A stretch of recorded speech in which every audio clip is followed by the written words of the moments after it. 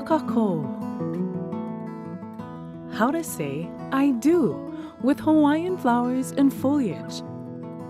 Weddings are treasured events that celebrate the beauty of love and caring.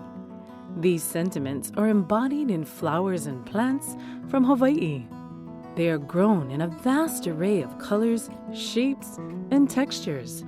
Made into lei, they are a traditional Hawaiian expression of aloha or love. Hawaii's diverse microclimates are ideal for a wide range of flowers and plants. Anthuriums, orchids, protea, tropicals, foliage, potted plants, and temperates in higher elevations. In November of 2021, the Hawaii Floriculture and Nursery Association held a 3-day webinar and trade show. Hitomi Gilliam AIFD and other professional floral designers shared their techniques and demonstrated how Hawaii-grown flowers and plants can be used for weddings.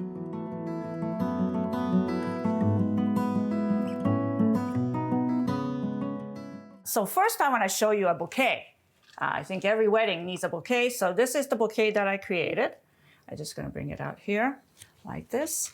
So with this one, I started out with a chicken wire pillow, and then I actually added a bunch of passion vine and created a little bit of an armature into which I then placed some of the Talanza xerographica, and those are just placed with a little bit of glue, so those are all glued. And so basically the silhouette of this whole design, the outer silhouette was created with all the greens first. I also used the whaleback and I sort of split it so that I have the outside a pair that was peeled off and away from the main core so that it gives me sort of 2 layers, and the one behind it is sort of a split but closed at the bottom. And because this is all about Neotropica, all about all tropicals, I really wanted to showcase what kind of multiple groupings of anthurium can do for you. It just seemed really perfect to start out with the Hokuloa white anthurium as sort of a surround sort of edging. And then I added the Regina, the real deep purple, which, by the way, kind of does coordinate with the center of these Phalaenopsis as well as the Dendrobium. And then I kind of came in with some of the smaller tulip anthurium, the lavender lady, to come lighter and lighter through the middle, so that in the heart of it, we have this grouping of Cymbidium that kind of coordinates all the colors together. And then after that was all done, then I added the plumosa fern, so that there's a little bit of lightness, because that's really the difference between all tropicals. Like a lot of the tropicals typically are very, very smooth surface, like all of these smooth surface. So you really need that texture of something that's fussy. And the plumosa fern does that, as well as the maidenhair fern, which is so delicate. And then in addition to that, just adding a little bit of jasmine vine so that you have a beautiful curvilinear line that flows through the design and gives it that final touch that seems to play so beautifully with these little Talanza xerographica leaflets. So that's kind of my bouquet.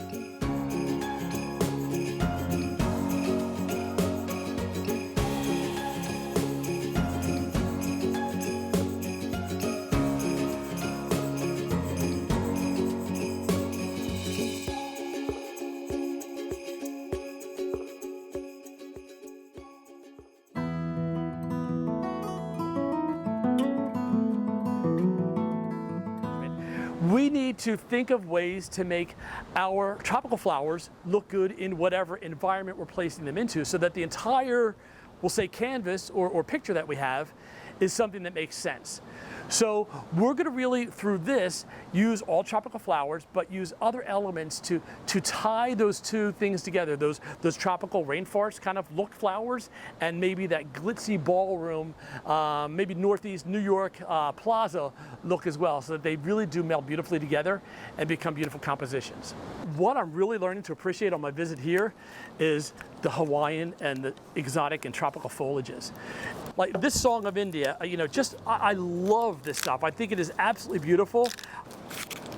And we're gonna work with so many different materials. You know, here we have these rattlesnake again. It almost just gently pulls the yellow out of the Dracaena and out of the Song of India and just adds another motion and line out here. That little bit of pink just adds a punch of color here. And this, again, this yellow, but the greens underneath there, I think that's really what makes this so exciting. That bright lime green undertone to everything really makes these colors pop. It's a beautiful pedestal. We have that gold and the crystal, and again, this is going to fit in perfectly into that New York ballroom that we talked about. So in taking some more of the beautiful garlands that we can have made, and by inserting them into this foam and allowing the flowers now to even come down further, it's starting to connect both elements of the stand and the floral design that we've created.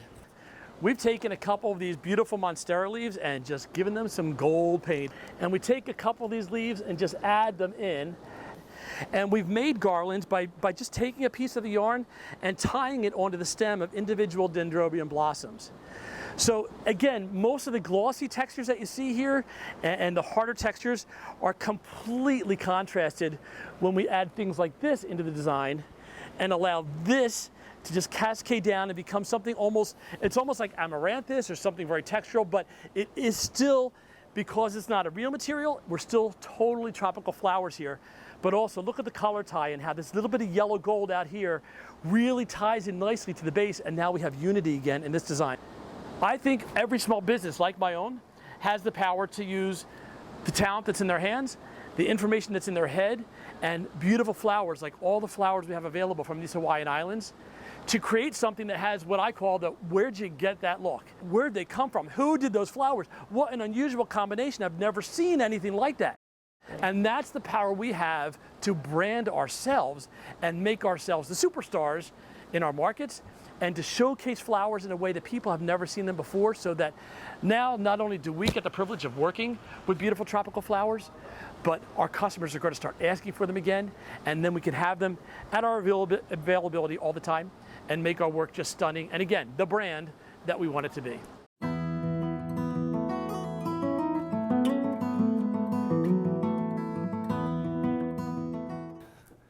I'm going to start with these amazing large shaloom leaves.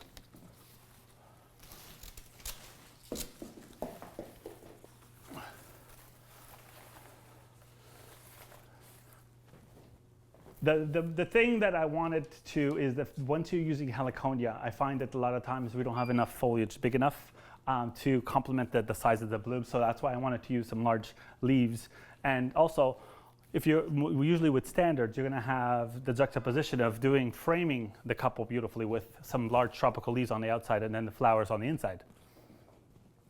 We have a lot of more options now than they did before. So it's kind of trying to showcase, these new options and being able to, show them in a different light.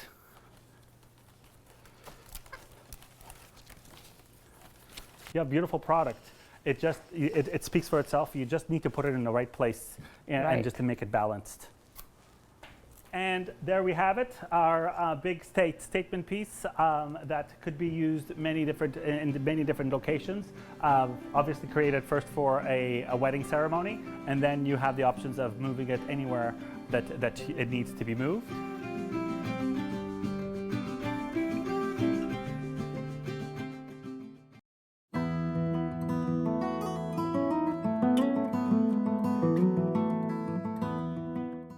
I thought it would be a good idea to show vertical, and especially to show some of the big, heavy, like the tropicals, like the heliconias, how to design with that sustainably without use of foam.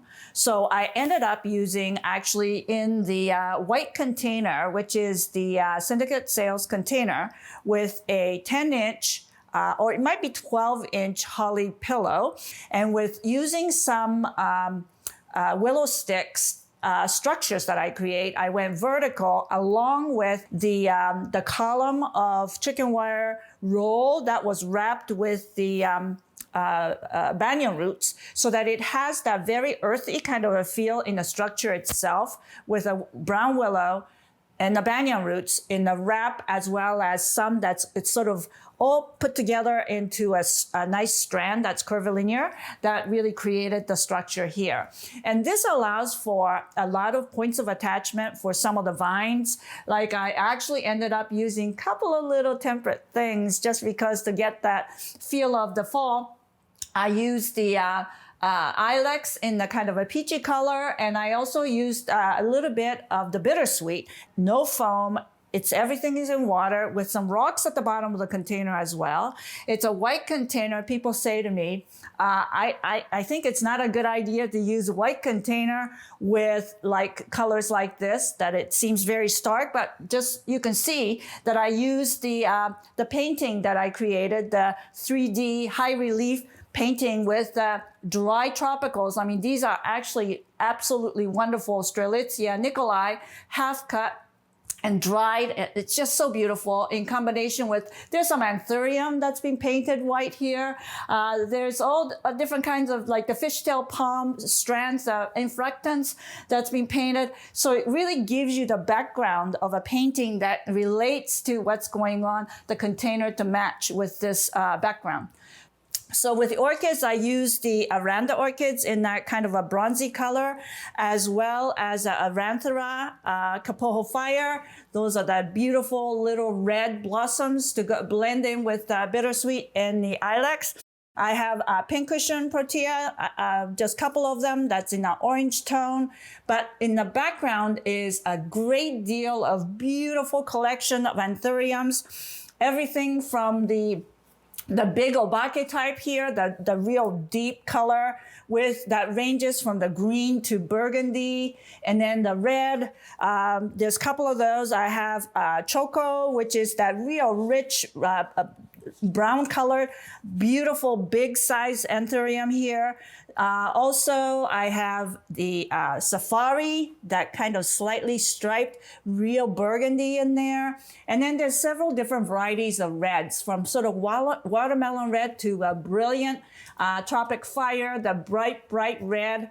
And so you really have this beautiful tapestry of colors with the safari, or with the anthuriums that is combined and then anchored with the monstera leaf at the bottom. So where would I put something like this at a wedding? I'm thinking that there's opportunities in decorating the bride's home for the, pre-event, when everybody's getting together, families getting together, and you have a very rich color to tie in to the home. And so I thought this was a perfect piece to introduce a lot of red into something that could be part of the wedding.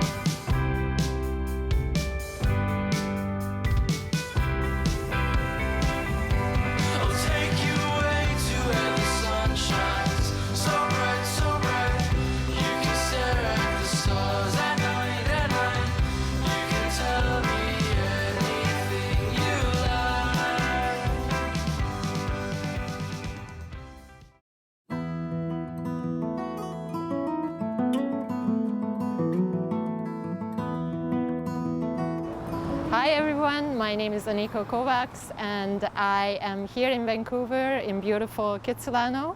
Today is a gorgeous day. This is my store, Garland's Florist, and I would like to invite you to come inside. We've been here in the neighborhood for quite a few years now, well, actually over 20 years, and we have a good selection of flowers and plants and well-selected gifty items. Lots of orchids and lots of the current tropical plants, which is very appreciated by our customers. So I would like to start with the bridal bouquet. So this is a chicken wire pillow, which is tied together with binding wire, just pieces of the binding wire. And then I inserted the Craspedia to give a little bit of flow and also to get my line. So in my order, I was requesting for some green heliconias, and I received these beautiful emerald forest heliconias. Look at the size and the shape of it, and I'm using that as my main focal point in the bouquet. And what is great about the pillow, that once you put your first flower into the pillow, what is great about the pillow As soon as you put your first couple of flowers into the structure, you already have your handle. And now it's the exciting part, the yellow oncidiums. These are so beautiful. If you look at them a little bit more closely, they don't have the red dots. It's pure yellow, which is perfectly works together with my color combination. Look at these gorgeous anthuriums. They called Mauna Loa anthurium, and this is a medium size. I'm adding white dendrobiums. This is one of my favorite foliage, which we received with this shipment. It's a fern. It's called rabbit foot fern. And also I'm adding these small white anthuriums, and they called Hokulua. So I'm just here my finished Tropical Nouveau bridal bouquet. And as you can see, is basically a mixture of tropical flowers and locally grown flowers and foliages. It's very lush, it's very light, even though there is quite a good amount of flowers inserted into the chicken wire pillow.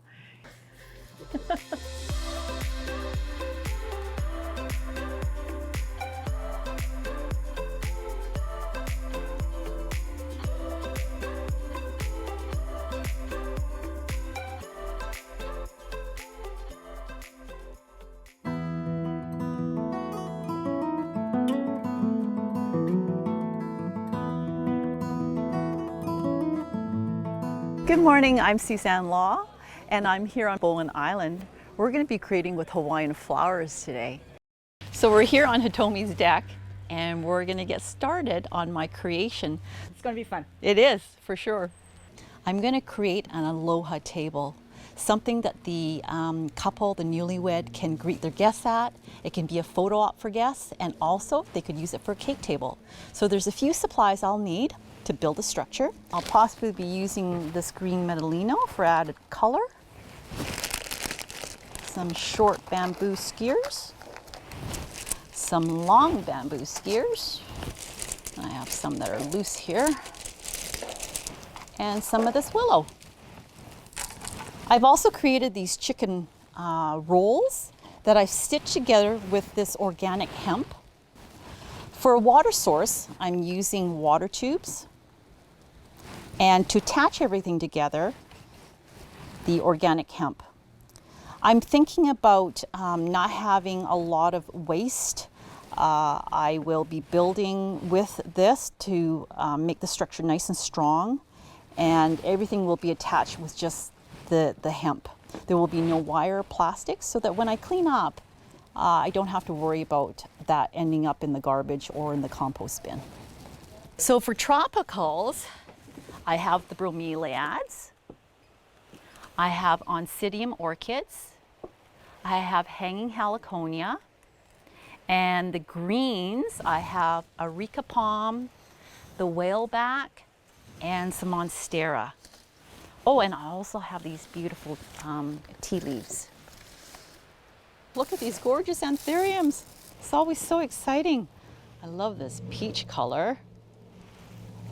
And this soft baby pink, perfect for bridal work. Well, here's the finished design. My aloha table. I love that I've added more roses to it, creating little groupings that adds that beautiful texture and the color to play off on those beautiful pinky anthuriums. And added some ilex berries to just extend it out. Because of the extension on this side, we want to make sure that it floats back over onto the other side to add some balance. The hanging amaranthus adds some interest and has some of the draping that I like. And having some of that willow just to cross over from one side to the other connects those two sections together beautifully.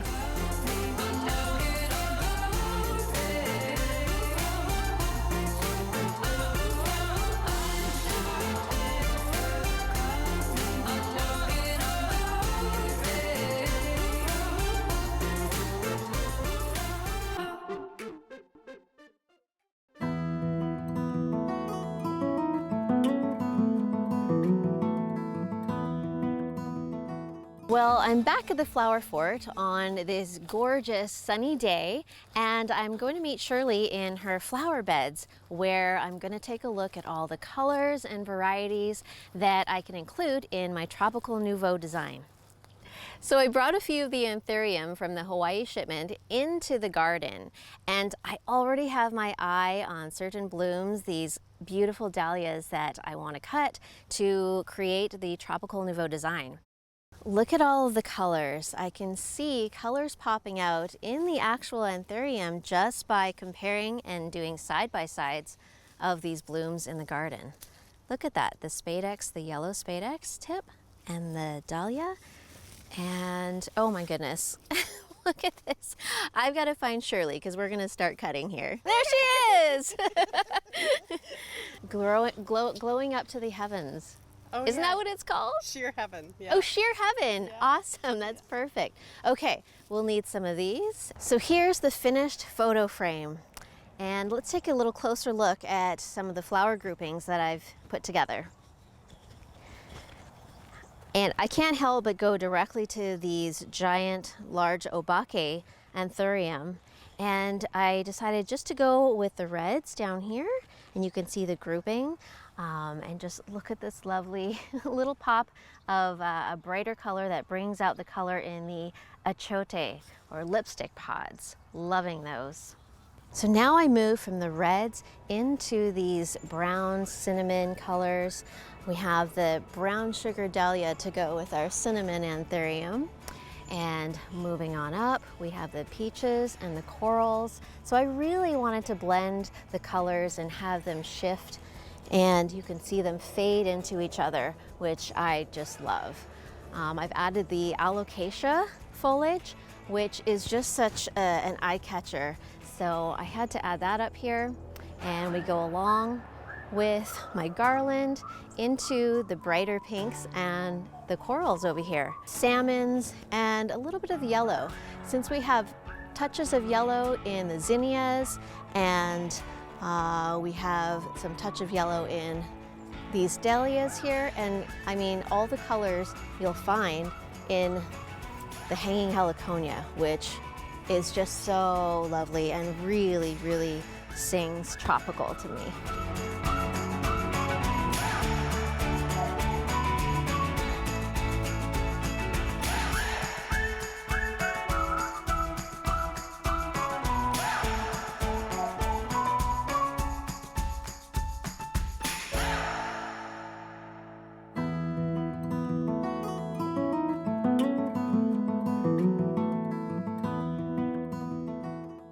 And so I wanted to make sure that you got everything in the packet that I got, so that I don't have any special edge on you guys, right?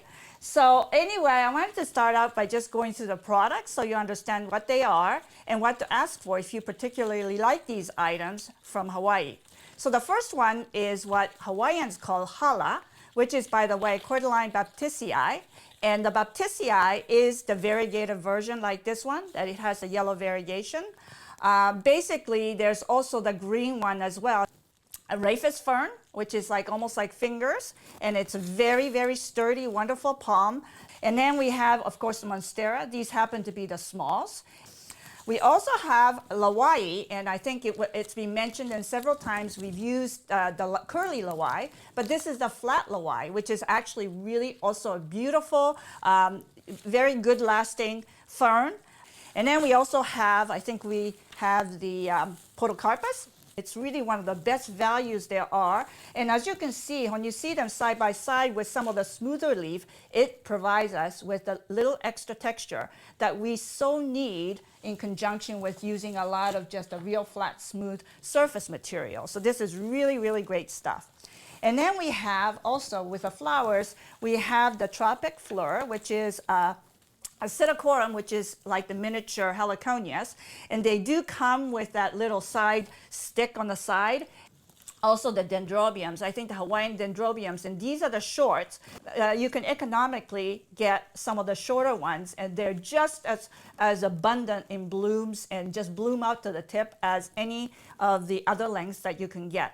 And then we have also the everybody's been curious about it, the achote, which is a lipstick pod, or bixa is its botanical name. And then, of course, the anthuriums. I had no idea I was going to get that many. Did you all guys get as many as this? This is like, oh my gosh. They just went all out and gave us a whole bush. But it's really amazing. And this, by the way, I think falls in the smalls and almost like a designer size, which is really quite abundant in Hawaii, which, by the way, I know for a lot of the mainlanders, it's really the size of your carnation, size of our roses. And so this size is really very, very useful and slips in beautifully with all our temperates. So we really like this one, this size a lot. I thought we would do like a hand-tied bouquet, but I'll be designing actually into a vase with the chicken wire egg.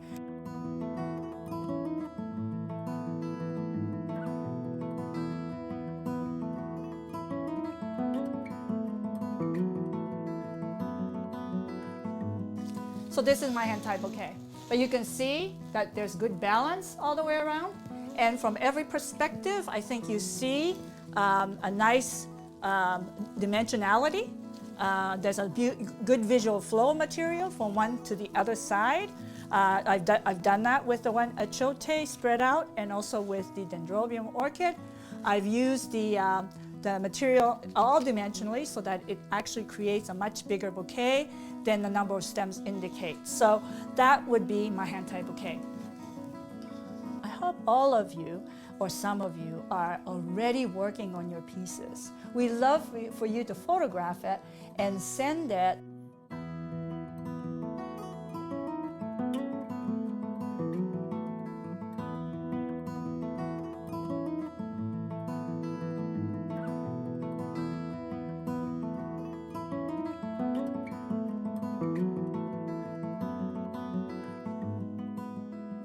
My vision in creating this design was trying to go from the more solid to the more fluid. I tried using the pendant flowers to create the movement, the flow, kind of imitating rain, the little raindrops of the crystal garland. I used the red ginger to give me the upright stance on this side. Take the design over, softened it up with a wrap of both the Jamaican passion fruit and the more common yellow passion fruit. And I created an umbrella using a tree or a vine called the bauhinia. We've got in our cascading beauties here, it's a chandelier type heliconia. This I know is a Colenziana. Both of these fuzzies, they're the same variety, just at different stages of development. We have some of the lipstick pods in here. The lipstick pods also can be used fresh and then let them dry. Dendrobium orchids, the white sprays of dendrobium orchids. Like I say, my idea behind this design was not specifically yin-yang, but the more solid, maybe more masculine side. I used raw bamboo that I got from the forest, and then I used a real tailored piece of bamboo, a panel on that side. And then all this fluid movement made me think it was a more feminine, lush part of this design. So I guess that's basically the idea behind my design.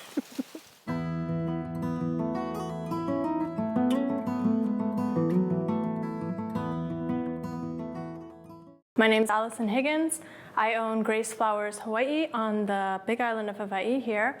Today we are going to be filming here at the Hilton Waikoloa Village. What I'm going to be making today for you is a flower column. So I've got this variegated ribbon dracaena, achote, about 10 varieties of anthuriums. Monstera, I have this beautiful variegated Monstera, which is something that a lot of our growers are going to be starting to grow in the future. So we're starting off with a post that's 5 feet. When you're starting this mechanic, you want to make sure that your bamboo is drilled out so that it can fit onto a stake.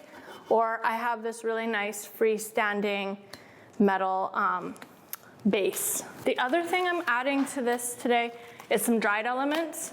I wanted to sort of give it a little bit of an edgy look. So I have this dried palm.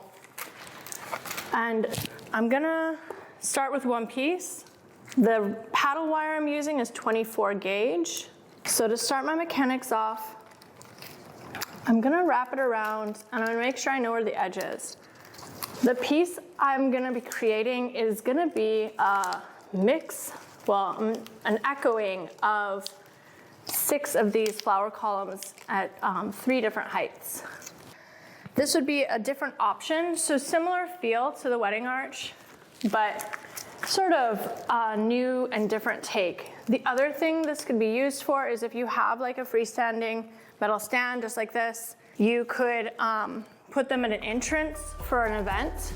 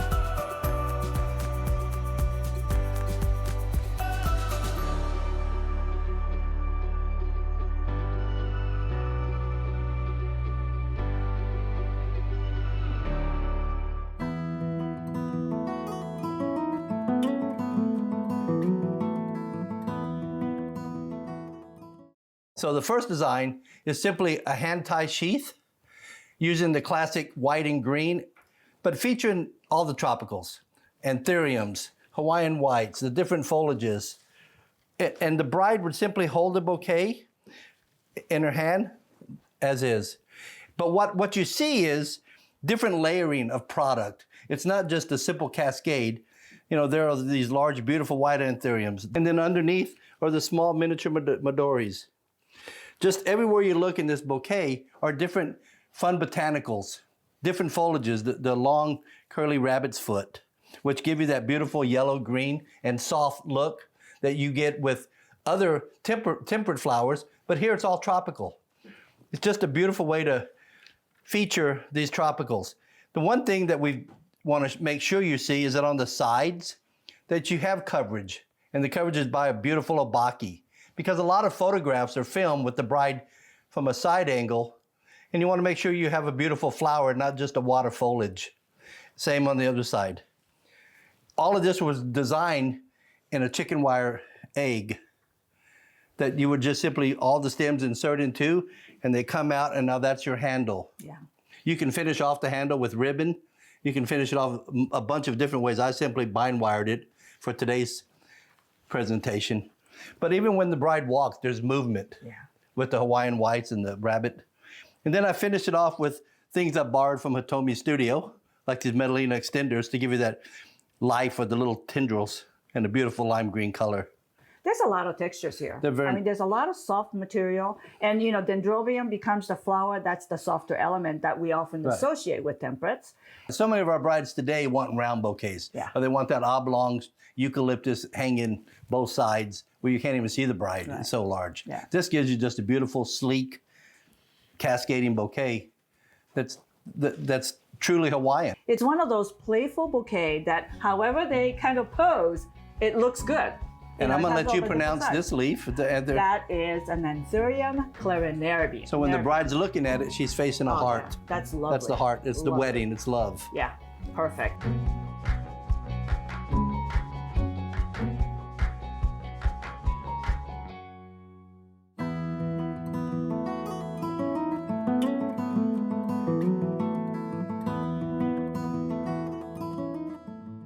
We are at the beautiful Kalaialoha Estate in Neil Valley on the island of Oahu. And so what we want to do is we are going to create a chandelier.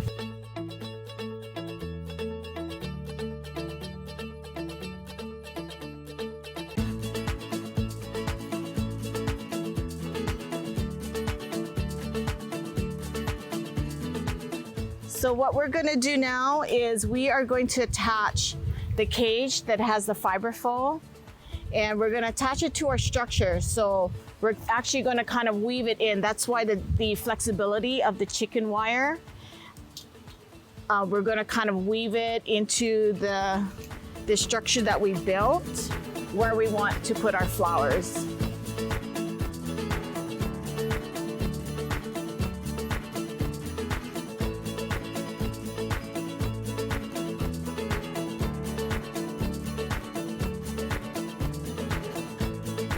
I am going to be attaching the leis. I'm going to have these picks with the wire, and I'm going to attach it to the end of the string like this.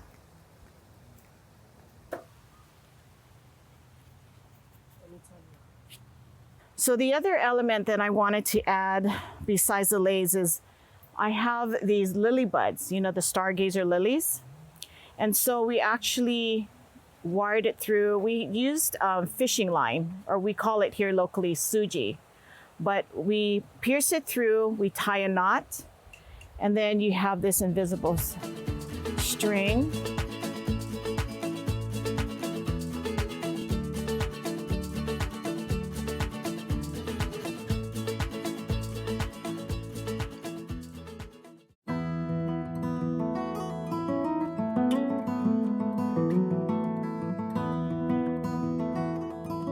Bouquets are always like that. That's very close to my heart. Right. That I spend a lot of time on the bouquet.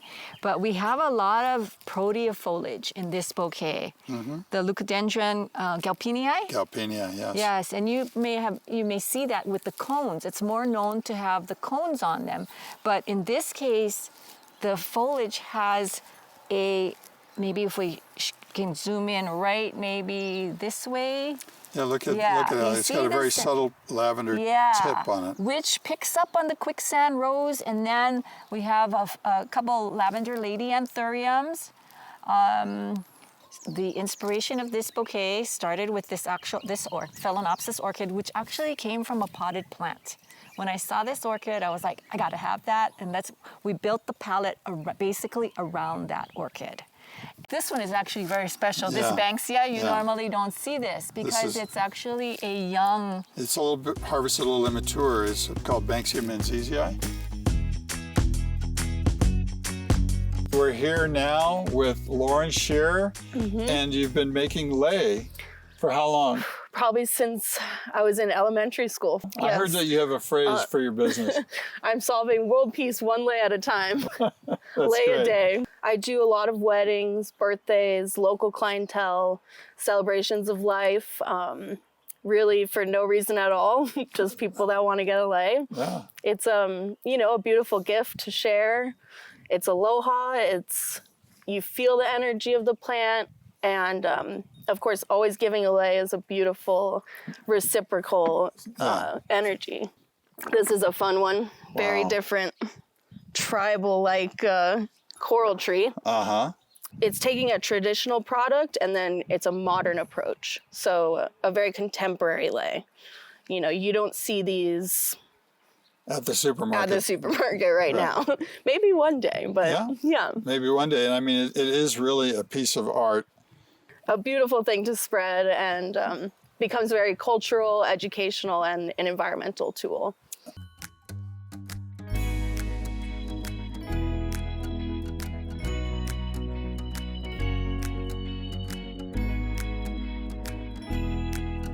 Well, we are so pleased to be here with Brittany Teixeira at Haku Maui. We teach lei making here. One of the things about our workshops here is that we take it all back to culture and tradition. So we saw that there was kind of a gap in what was being taught. Mm-hmm. A lot of people were teaching maybe purple orchid lei making and not really giving background to what lei means in Hawaiian culture. And so for us, it was very important to get the right message out there.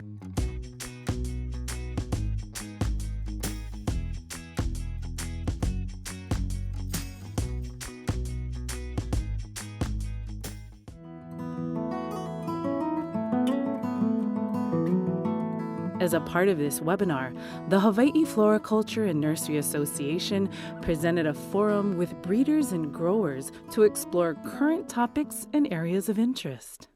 You know, do you have new colors or patterns that you're looking at to increase the market for the orchids and/or anthuriums? We have some materials in advanced testing that have more than one color. So we have one tulip type anthurium that's very light green with a glossy green back and red tip. So that's one thing we have in advanced tests right now. What is the process for making a hybrid flower or even a foliage plant? I selected maybe one plant doesn't have color, but it has symmetry, wider leaves or had delineated lines in the leaf. And the other plant, let's say the pollen plant, is maybe one of color. So by crossing the two plants, hopefully you get a wider leaf, maybe compact in growth, but providing the color from the other plant, but incorporating the striations in the plant. So that's the process I went through. A lot of my buyers on the mainland say that the Hawaii foliage versus the Florida foliage, not to put down any Florida growers, but not only do they last longer as well as the color and the just overall quality. Probably a lot to do with the cinder as well that we use out here, which is magic, which probably a lot of people don't know. Just we harvest right out of cones from ancient volcanoes, and the mineral content is amazing for that from an interior plant perspective. Dr. Keach. Just wanted to kind of toot the horn of the university's orchid breeding program, because I think one of the things that I've heard from folks consistently in the US and then overseas as well is we're one of the few places that has fragrant orchids that have been developed. Things like especially Unawai Mist, some of those older kind of hybrids. Carver, you have your hand up. Thank you very much. I think it's really important that we have good, exciting cultivars, and some of the best cultivars that we have are older ones, frankly, and that they possess a lot of natural characteristics or that are still viable going forward, and it is valuable to keep some of those plants in the field so that we can use them later on. Russell, you had a comment you wanted to make? So we're always trying to come up with new methods to produce these plants either more environmentally friendly, with fewer inputs, fertilizer, chemical inputs, and to produce better yield. And these are all things that we're doing with new cultivars for years to come and often into the future. And I just wanted to highlight some interesting programs that we as extension agents have going on, that one of them covers what James is talking about with the hidden characteristics. So we're looking at low elevation tolerance in Protea to expand areas where you can do Protea production. Right now, they're generally grown at higher elevations, but we have several varieties that we're looking at that can be grown pretty much at sea level, which is not only going to be good for the cut flower industry because you can grow them on the low elevation leeward sides of islands, but you can also use them for the landscaping industry. I'm so thankful for our extension agents like Orville and Tessie and James and Hannah over there too that educate us on the best management practices, the best cultural practices. So it's so great to have that link and that combination together with Hefna and the growers and CTAR. It's a great bond. It's a great relationship. Anybody has anything else before we move on? Well, the Hawaiian product, the Hawaiian grown, Hawaiian developed product out there in the world market, social media, in magazines. When I see that, I go, that's a Hawaii product, and that gives great joy.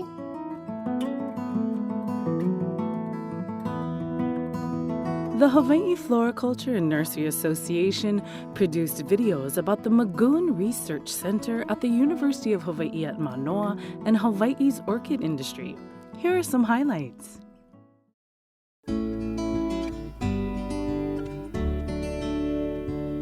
The Magoon Research Station is a research and instructional facility for the University of Hawaii. Located in Manoa Valley near the university's main campus, it is operated by the College of Tropical Agriculture and Human Resources.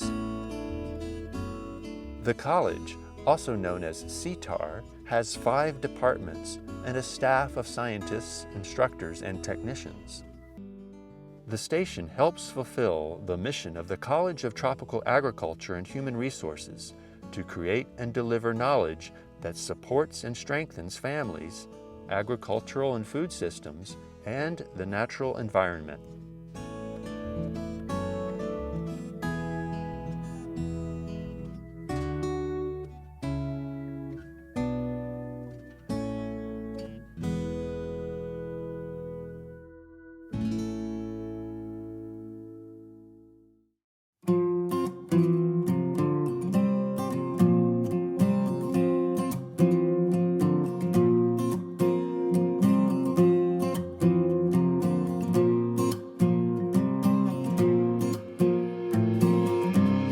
Orchids grown in Hawaii.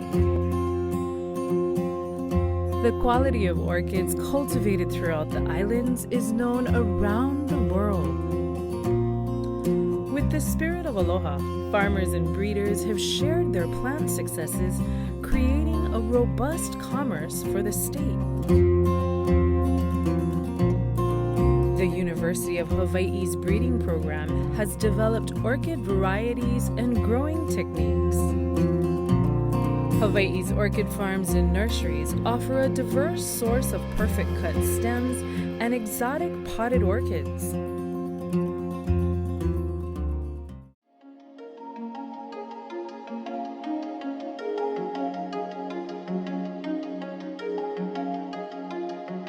My parents started the business when I was in middle school sometime. My dad actually retired at an early age from working at Pearl Harbor as a civilian. I joined the company full-time in 1992 when we acquired some property on the Big Island in Kapoho, and I moved from Oahu to the Big Island at that time. And we slowly grew the company to one of the larger cut flower nurseries in the state.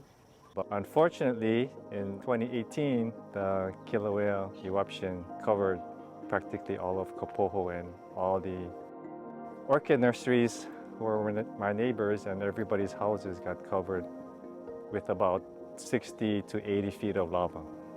That kind of put a big dent into the orchid industry.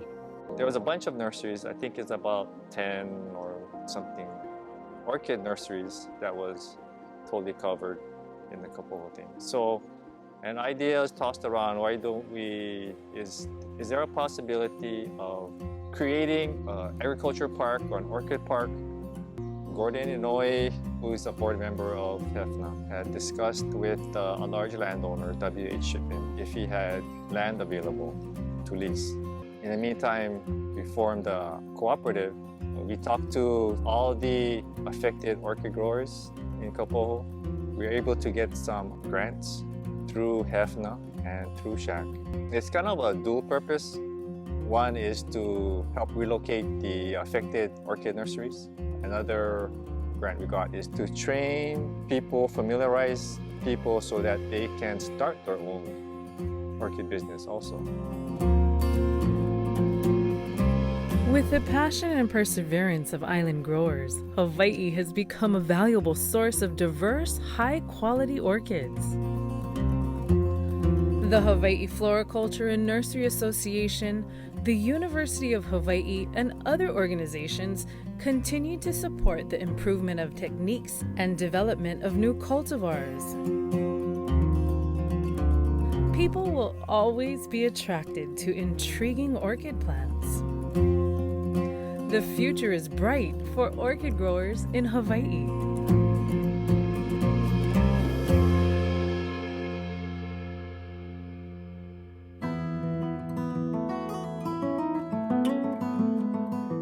Hawaii Floriculture and Nursery Association's webinar continued with a virtual tour of some of Hawaii's flower farms and plant nurseries.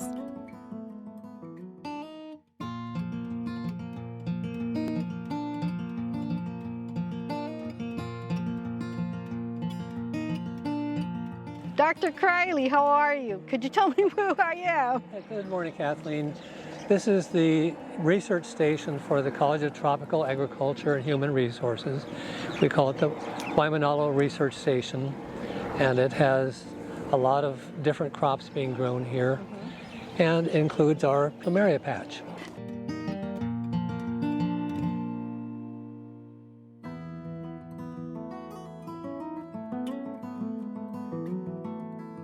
Today we're here at Lion Arboretum in Manoa Valley, and with us is Tim Krister.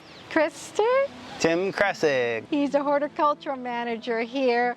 We function to help facilitate research and education with over 9,000 accessioned plantings, one of the largest palm collections in the world with over 700 species, and an assortment of really beautiful tropical ornamentals and flowers from all over the world.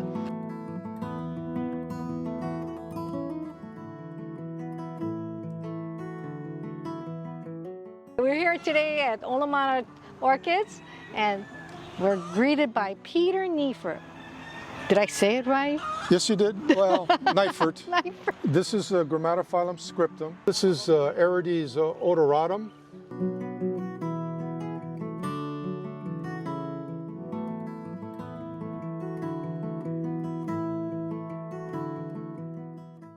Aloha, I'm Emily.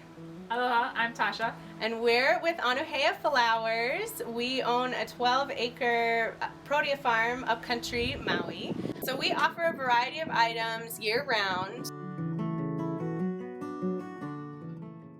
Welcome to Olopava Farms. Our farm is located in Hana, Maui in the Kaeliku district. We've been farming here since 1983. This is an overview of some of our ginger fields. We currently have about 8 acres in production.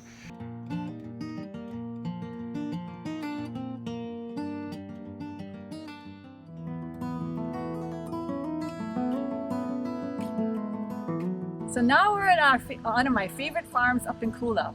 It's Malolo Farms, owned by Ali Minnie, and she specializes in protea. We sell online retail. We have some wholesale accounts, but most of the retail comes in through our site.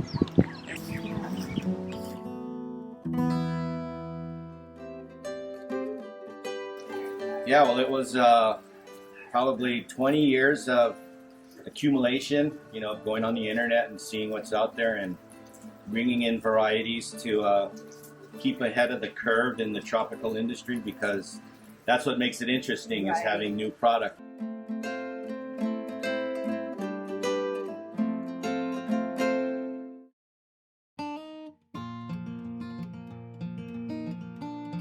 Welcome to the Kauai Agricultural Research and Extension Station. This is part of the College of Tropical Agriculture and Human Resources at the University of Hawaii, Manoa. I'm James Keach. I'm the ornamental extension agent for this island.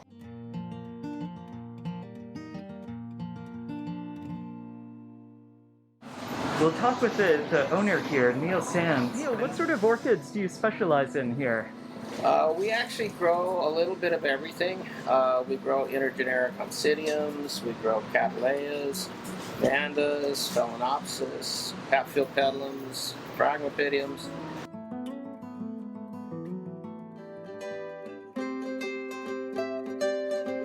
My name is Johnny Gordinas. I am the Kauai Director for Hawaii Floriculture and Nursery Association, and we invite you to Kauai Nursery and Landscaping Company, located in Puhi on the Garden Island of Kauai.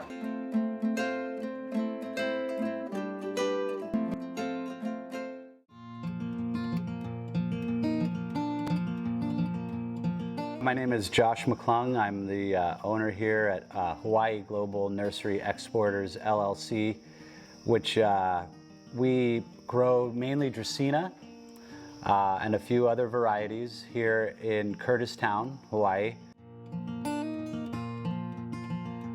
Here today with our friends at Daisy Duke Nursery, Christian Engel. So much of our temperate flowers are imported. I just am wrapping up the 3rd summer of growing temperates here on the Big Island. I just can't stop. I just absolutely love it.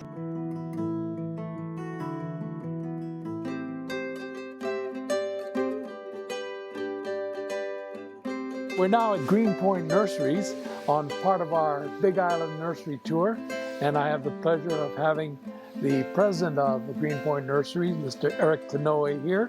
About 50% of our cultivars are still private collection items, but more and more we're using University College of Tropical Agriculture and Human Resources cultivars.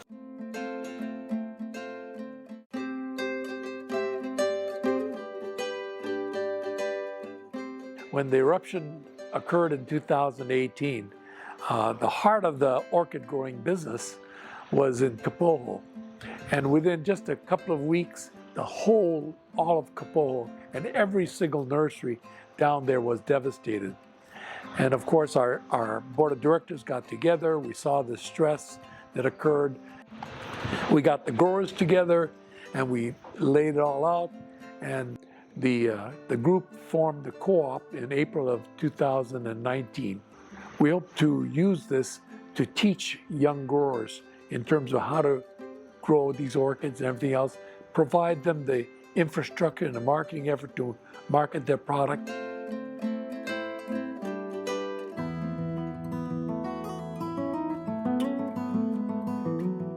We have Layla Chun here to tell us something about Pu'aono Farm. It was just bare land, and we just put in some high tunnels to grow temperate flowers.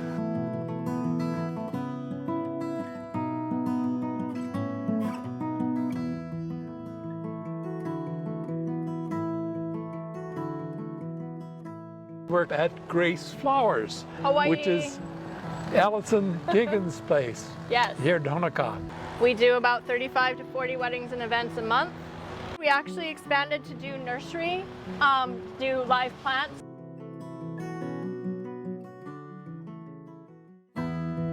The Hawaii Floriculture and Nursery Association is a nonprofit organization that supports many family-owned farms, nurseries, and distributors that are a vital part of Hawaii's economy. Flowers and plants grown in Hawaii are popular worldwide. Careful cleaning and packing assure the longevity they are known for. The Neotropica Guidebook, useful for educational purposes and in making selections, is available via email request. For weddings and special occasions held in Hawaii, choosing locally grown flowers and plants creates an authentic experience and avoids imports that sometimes carry invasive species, which in turn may be harmful to agriculture and the natural environment.